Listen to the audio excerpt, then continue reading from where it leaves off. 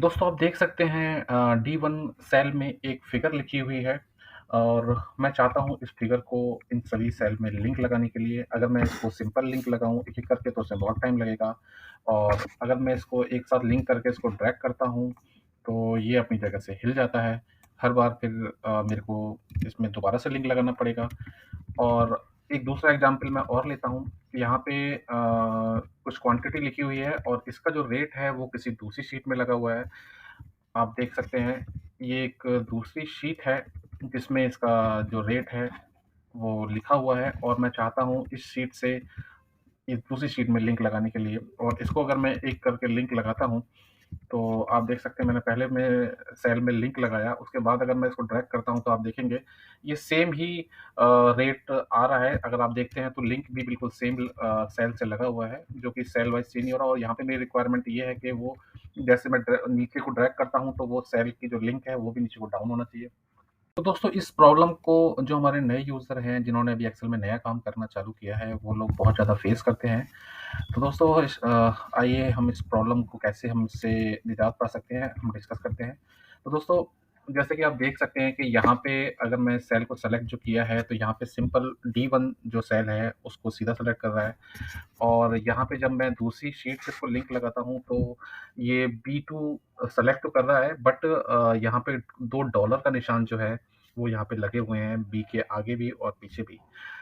तो दोस्तों एक्सेल में जो ये डॉलर का जो साइन होता है, इसके थ्रू हम अपने जो सिलेक्शन होता है, उसको हम कंट्रोल करते हैं कि उसको हम किस लेवल तक फ्रीज़ करना चाहते हैं, उसको हम रो लेवल पे फ्रीज़ करना चाहते हैं या उसको हम कॉलम लेवल पे फ्रीज़ करना चाहते हैं या फिर हम रो एंड कॉलम दोनों को फ्रीज़ करना चाहते हैं। तो ये हम कंट्रोल करते हैं डॉलर से।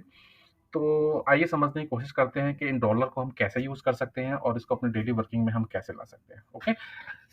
तो दोस्तों अ, अब आप देख सकते हैं कि जैसे मैं लिंक लगाता हूँ D1 सेल से, ओके? तो जब मैं इसे लिंक लगाता हूँ तो तो एक्सेल इस पे डॉलर नहीं लेता है। तो दोस्तों इसमें जो एक्सेल की जो मेन जो फंक्शन है बेसिक, तो अगर हम सेम शीट में किसी भी सेल को सेलेक्ट करते हैं तो डॉलर ऑटोमैटिकली नहीं आता है और अगर हम किसी दूसरी शीट पे लिंक लगाते हैं तो डॉलर ऑटोमैटिकली आता है। तो ये बात हमारी समझना ज़रूरी है कि अगर हम किसी और शीट पे लगाते हैं तो डॉलर उसमें ऑटोमैटिकली आ जाता है। और डॉलर अगर आगे और पीछे दोनों जगह पे लगा हुआ है, तो हमारा जो सेल जो है मतलब कॉलम और रो वो दोनों के दोनों हमारे फ्रीज़ हो जाते हैं। ओके? तो दोस्तों अब जैसे मुझे अब यहाँ पे फ्रीज़ करना है तो वो मैं कैसे कर सकता हूँ? तो या तो मैं इसमें मैनुअली डॉलर लगा दूँ, जैसे कि मैं यहाँ पे लगा दूँ और $1 मैं यहाँ पे लगा दूँ। तो ये अब मेरा जो सिलेक्शन है ये फ्रीज़ हो चुका है, तो अगर आप देखते हैं अगर मैं इसको नीचे को ड्रैग करता हूँ, तो ये मेरा सिलेक्शन जो है बिल्कुल भी अपनी जगह से डिस्टर्ब नहीं होता है। ओके? और जो दूसरा तरीका है वो ये है कि जब मैं सिलेक्शन कर रहा हूँ किसी सेल का, तो मैनुअली ना करके उसको मैं F4 बटन के साथ भी कर सकता हूँ। F4 बटन के साथ मैं उसको कर सकता हूँ। तो इसमें जो फंक्शन होता है अगर मैं एक बार F4 बटन दबाता हूँ तो जो डॉलर है वो दोनों तरफ लग जाता है आगे और पीछे। अगर मैं दूसरी बार दबाता हूँ तो डॉलर केवल जो सेलेक्ट पीछे की तरफ लगता है और अगर मैं तीसरी बार उसको क्लिक करता हूँ तो डॉलर उसमें आगे की तरफ लग जाता है और अगर उस चौथी बार मैं उसको F4 को प्रेस करता हूँ तो जितने भी डॉलर होते हैं वो सारे रिमूव हो जाते हैं। तो दोस्तों इसका मतलब क्या है? ये हमारे लिए समझना बहुत ज़रूरी है। तो आप देख सकते हैं जैसे कि मैं इसको यहाँ पे आ जाता हूँ और यहाँ पे मैंने जो है वो 22 जो D1 जो है उसको सेलेक्ट किया है और आप देख सकते हैं मैंने एक बार F4 प्रेस किया, तो अगर डॉलर दोनों तरफ लगा है तो उसके रो और कॉलम दोनों फिक्स हैं। अब इस रो को अगर मैं आगे की तरफ कॉपी करता हूँ, तब भी इसका सिलेक्शन सेम रहेगा। और अगर मैं इसको नीचे की तरफ कॉपी करता हूँ, तो भी इसका जो सिलेक्शन जो है वो सेम रहेगा। मतलब इसमें रो और कॉलम जो है वो मेरे दोनों फिक्स हैं। अगर मेरा जो डॉलर है वो आगे और पीछे दोनों तरफ लगा हुआ है। ऐसे ही आगे चलते हैं इसी पॉइंट पे। अगर जो सिलेक्शन है मतलब जो डॉलर जो मेरा जो लगा हुआ है, वो अगर मेरा केवल पीछे की तरफ लगा हुआ है, अगर मैं 2 बार F4 दबाता हूँ तो इस केस में क्या होता है कि जो हमारी रो है अ, वो हमारा फ्रीज़ है। रो फ्रीज़ का मतलब है कि अगर मैं इसको नीचे की तरफ ड्रैग करूँगा, तो ये मेरा सिलेक्शन जो है, वो एज़ इट इज़ उसी सेल पे रहेगा, ओके? लेकिन अगर मैं इसको आगे की तरफ इसको मैं पेस्ट करता हूँ, तो आप देख सकते हैं, यहाँ पे ये जो सिलेक्शन है, वो उसका आगे की तरफ रहता है। तो आप ये देख सकते हैं, यहाँ पे मेरी रो फ्रीज़ है, बट यहाँ पे मेरा कॉलम जो है, वो फ्रीज़ नहीं है, ओके? और ऐसे ही अगर जो डॉलर है इसमें अगर वो आगे की तरफ लगा हुआ है, तो यहाँ पे इस केस में मेरा जो जो मेरा सिलेक्शन है, वो अगर मैं नीचे की तरफ इसको ड्रैग करता हूँ या पेस्ट करता हूँ, तो आप देखते हैं जो मेरा सिलेक्शन है वो भी नीचे की तरफ ड्रैग हो जा रहा है, मतलब वो अपनी जगह से नीचे की तरफ डाउन हो जा रहा है।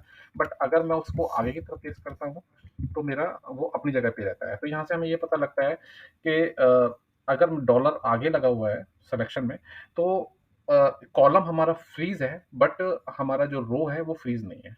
तो यहाँ पे हमारे जो पॉइंट है वो क्लियर होता है कि अगर हमारा डॉलर किसी सिलेक्शन में आगे की तरफ लगा है, तो हमारा कॉलम फ्रीज़ है, और अगर हमारा डॉलर पीछे की तरफ लगा हुआ है, तो हमारी रो फिक्स हो जाती है, और आगे पीछे दोनों तरफ लगा हुआ है, तो हमारा रो एंड कॉलम दोनों तरफ फ्रीज़ हमारे रहते हैं। ठीक है दोस्तों?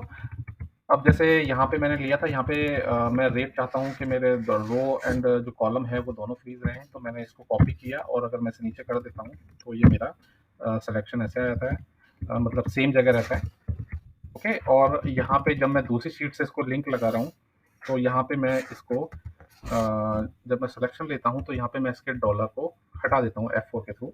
तो यहाँ पे आप देखेंगे कि जैसे वो नीचे की तरफ ड्रैग होता है सेल, तो हमारा जो हमारा सिलेक्शन किया हुआ जो हमारा सेल है, वो भी नीचे की तरफ ड्रैग हो जा रहा है, ओके? ये मैं सेम शीट पे भी कर सकता हूँ, और अगर मैं किसी और शीट से लिंक लगा रहा हूँ, जैसे कि मैंने यहाँ पे लगाया हुआ है, तो वहाँ पे भी मैं सेम तरीके से ही कर सकता हूँ। अब इसको इस एग्जांपल से हम समझते हैं, जैसे कि ये मेरे पास कुछ रेट लिखे हुए हैं इस वाले कॉलम में, यहाँ पे कुछ क्वांटिटी लिखी हुई है ऊपर, और यहाँ पे मैं चाहता हूँ कि जैसे यहाँ पे जो फिगर है वो दिस मल्टीप्लाई बाई दिस आ जाए, या फिर अगर मैं यहाँ पे कहूँ, तो ये जो रेट है, ये पूरी तरह फ्रीज रहे, चाहे मैं सेल को आगे की तरफ लेके जाऊँ या नीचे की तरफ लेके जाऊँ, और ऐसे ही ये जो रो है पहली वाली, ये इसका सिलेक्शन जो मैं करूँगा, तो वो भी अपना फ्रीज रहे।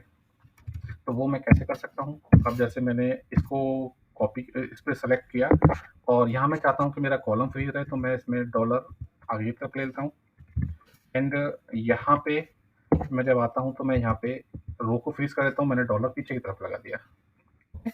तो यहाँ पे आप देख सकते हैं, जब मैं इसको कॉपी करके पूरे में पेस्ट करता हूँ, तो आप देख सकते हैं कि मेरा जो सिलेक्शन है वो अपनी जगह से नहीं हिला है, चाहे मैं किसी भी सेल में क्लिक कर लूँ। मेरा जो मल्टीप्लिकेशन जो हो रहा है वो मेरा मतलब 1 नंबर की रो से ही हो रहा है, और एल नंबर की कॉलम से ही हो रहा है, ओके? दोस्तों, ये था कंप्लीट फंडा हमारा डॉलर को यूज़ करने का। डॉलर का यूज़ बहुत ज़्यादा इम्पोर्टेंट होता है, हमारे सभी फ़ॉर्मूलों में इसका यूज़ होता है, और जब हम फ़ॉर्मूलों पे काम करेंगे, तब आप देखेंगे कि हम डॉलर को कैसे-कैसे हम यूज़ करते हैं। तो दोस्तों, कैसा लगा आपको ये वीडियो? अगर आपको ये वीडियो पसंद आया हो, आपकी पूरी तरह समझ में आया हो कि डॉलर का यूज़ कैसे करना है, तो इस वीडियो को प्लीज़ लाइक करें, और अगर आप मेरे चैनल पे नए हैं, तो इस चैनल को सब्सक्राइब करें, और साथ ही साथ अपने फ्रेंड सर्कल में इसको शेयर करें। तो दोस्तों, मिलते हैं ऐसे ही बेसिक एक्सेल की किसी और फंक्शन या फ़ॉर्मूले के साथ, और बेसिक एक्सेल में मैं स्टेप बाय स्टेप अपने टॉपिक्स को कवर कर रहा हूँ, ताकि जितने भी मेरे जो न्यू यूज़र्स हैं, उसको इसका बेनिफिट पूरी तरह मिल पाए, और वो उसको अच्छे से स्टडी कर पाएँ। साथ ही साथ एक टिप्स मैं आपको देना चाहता हूँ कि दोस्तों, मेरा आपको आपके लिए वीडियो देखना उतना ही ज़रूरी है जितना कि उसको इस्तेमाल करना।